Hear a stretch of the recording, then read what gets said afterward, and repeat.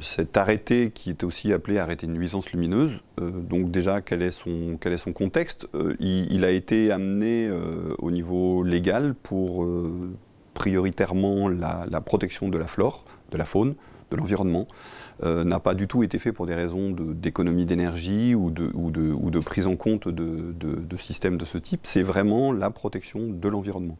Donc ça c'est déjà un premier point qui est très important à comprendre. Deuxièmement, qu'est-ce que c'est? C'est une loi, c'est un arrêté, il est en 3 parties. Le premier du 27 décembre 2018, le bien nommé, si je puis dire. Deuxième partie, toute petite partie qui est parue en 2018, qui concerne une modification de vocabulaire assez mineure. Troisième partie en décembre 2019, qui est venue rajouter quelque chose sur le patrimoine historique. Donc on aura l'occasion d'en reparler sur d'autres points. Donc ça, c'est la partie réglementaire. Ensuite, le ministère a fait paraître un guide explicatif le 22 juin 2020, mis à jour.